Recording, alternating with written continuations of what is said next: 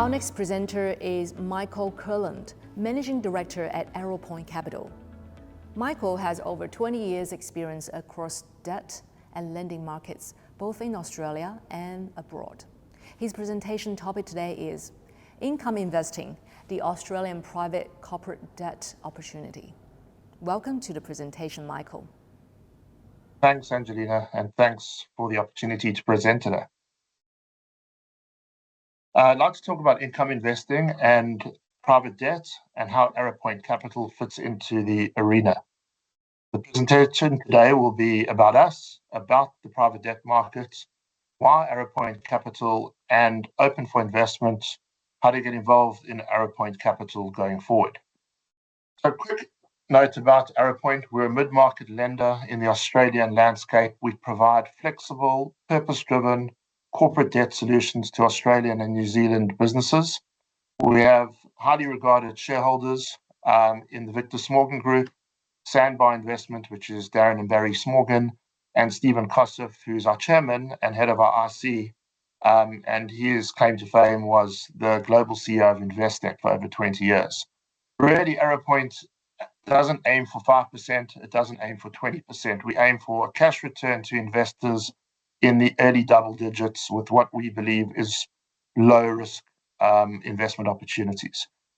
Quick one about our team. Myself and Andrew started Arrowpoint 3 years ago, being backed by the three entities we spoke about earlier.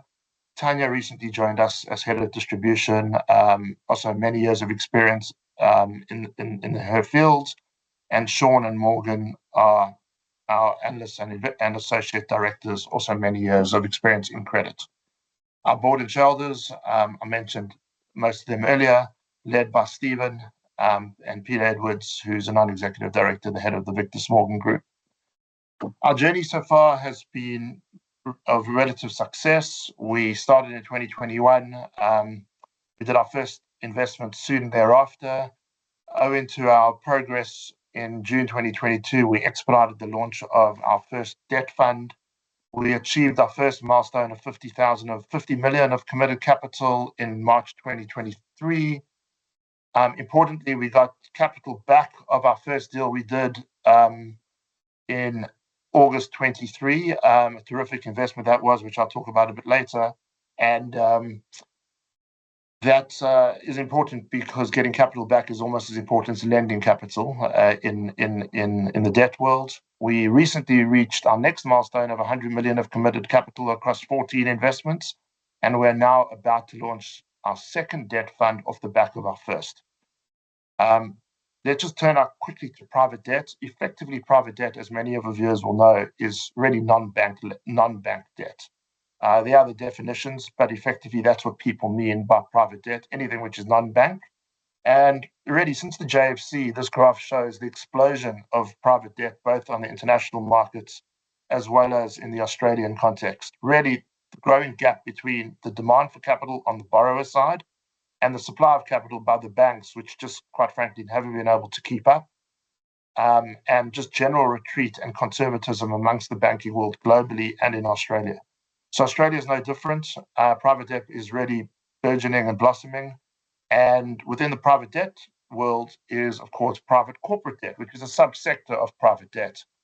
Private debt also includes things like property, etc. Corporate debt is lending to corporates.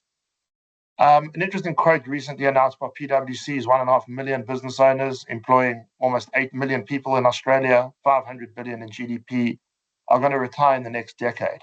That's a great segue to the opportunity that private debt allows itself in the corporate space. These baby boomers, terrific, lots of their value tied up in their personal wealth, tied up in those assets they've created and worked so hard to get. But then if they don't have a succession plan, what to do? For investors in private debt, there are a couple of advantages to consider. Unique access to a burgeoning asset class and, quite frankly, investments that you would never otherwise see. It's high yield, certainly in relation to, just a bank deposit. It thrives on capital preservation. Certainly from our perspective, we are senior lenders, top of the chain in this capital stack, which is very important. We believe attractive risk-adjusted returns, certainly low double digits for the risk we're taking, as you'll see in a little while. and probably most importantly, low correlation to other asset classes and diversification within the portfolio. The world's an interesting place at the moment, all sorts of different risks around, and putting all your eggs in one basket, whether it's equities, whether it's property, to us doesn't make much sense. So there's always a space for private debt and then space for private corporate debt to help diversify the portfolio and create a yield. From a borrower's perspective, even more interesting, it's flexible in nature, speed of response and approval, limited banking appetite, and our hands-on approach. Probably the top one, flexibility, is the biggest draw card. We're able to potentially give a little bit more cash, structure repayment profiles differently to banks. Just all in all, you look at the opportunity, and with your experience, you structure it so that the borrower likes you, even though they may be paying a little bit more than what they may be able to otherwise achieve if the banks were very efficient, which often they're not. Why Arrowpoint? We think we've got 6 distinct features to consider. Firstly, our strong track record and performance. Our cash return to investors since our fund started has been over 12% to date. We'll show you in a slide straight after this. We've got over 100 years of credit experience amongst our RC, led by Stephen. We have a very strict and disciplined selection mandate. We only senior secured. We have very strict credit metrics, almost too strict. And that's probably evidenced by the fact that we've only done 14 deals of over 600 that we've actually viewed well into the billions of dollars. What makes us very unique is point 4, which is strong alignment. Our shareholders have committed over $50 million to our 2 funds, over 30 to Fund 1, and now 20 to Fund 2. And that is very special because not only does it show alignment, but putting our money where our mouth is, skin in the game with our investors. We have unique origination and exclusive access to deals. Andrew and myself really mine the investor network, the corporate advisory network, etc. And what is also we're particularly proud of, and excuse my South African accent, I did immigrate 10 years ago, but is that we're proudly Australian. There's a wealth of opportunity in Australia, and there are a lot of non-Australian international big funds trying to come into this market. But where we operate, it's quite special to be an Australian manager focusing on Australasian businesses. Our track record, quick slide. We're doing 12% since inception, 14%, over 14% for the last financial year. We started slow because we have some fixed rate investments when interest rates were much lower. We're ending on a high over the last couple of quarters, particularly driven by a once-off equity gain we had in one of our deals. We cleverly do structure some equity warrants or equity returns on some of our deals if we are able to negotiate it without compromising underlying credit. And that did come into fruition at the back end of last year, which we were able to feed through to investors in this financial year.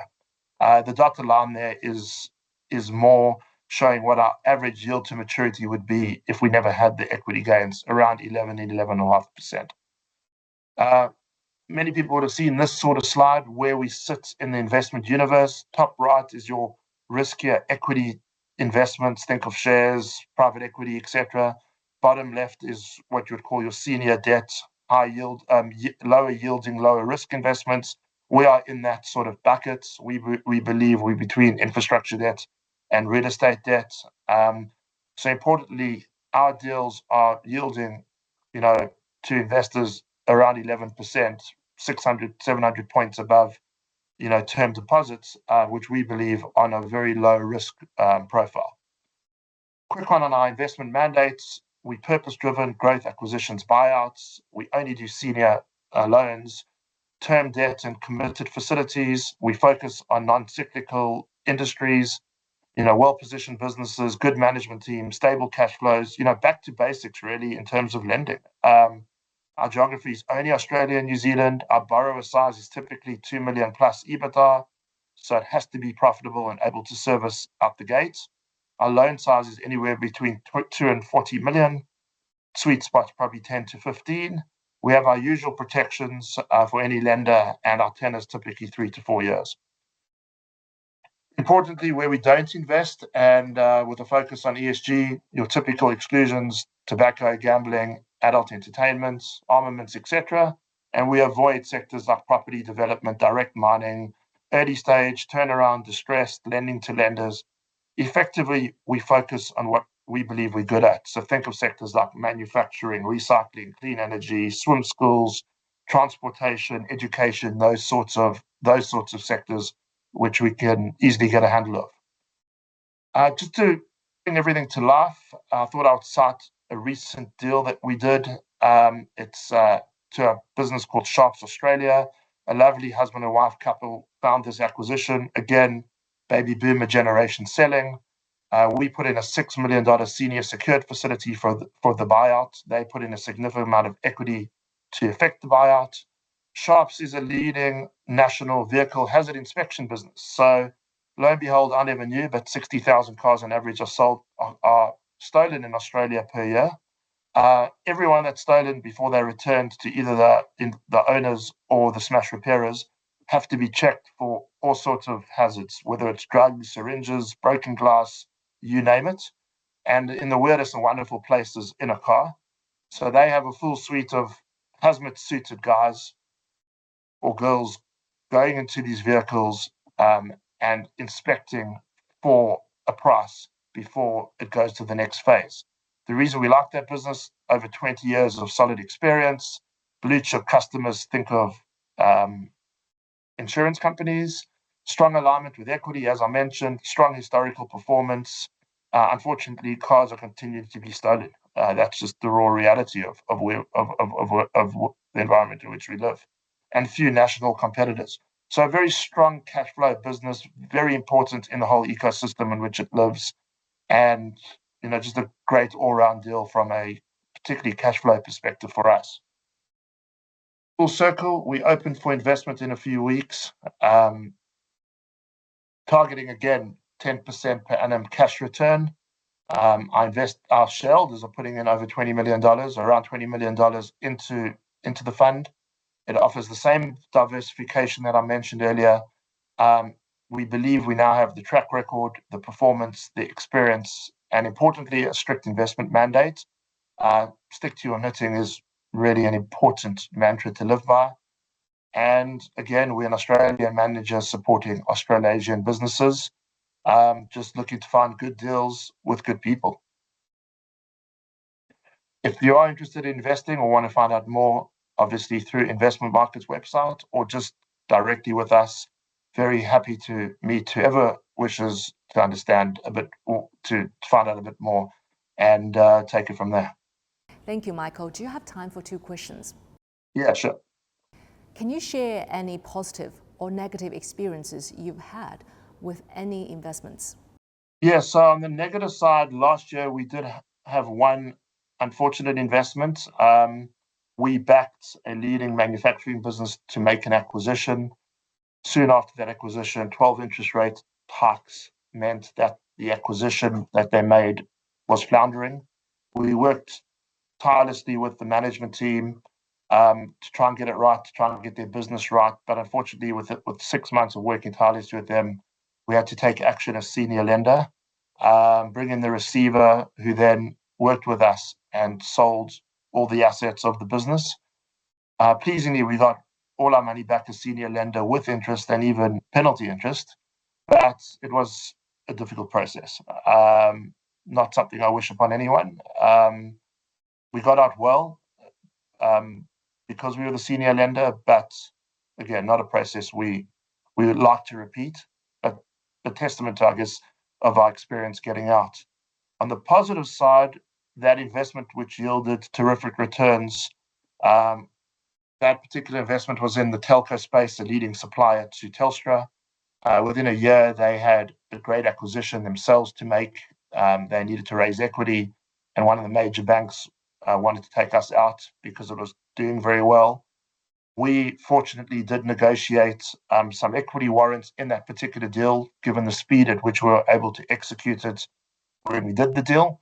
And pleasingly, that equity warrants turned into terrific one-off gains, cash gains, which the fund, as a circa 65% investor of that deal was able to then, pass on to its investors, thereby, I guess, really accelerating and boosting our returns for this year. So I guess a good example of one deal that didn't go according to plan and how we handled that, and one which easily went way more than planned, which helped boost returns. What do you suggest are the key considerations in assessing an investment in private corporate debt?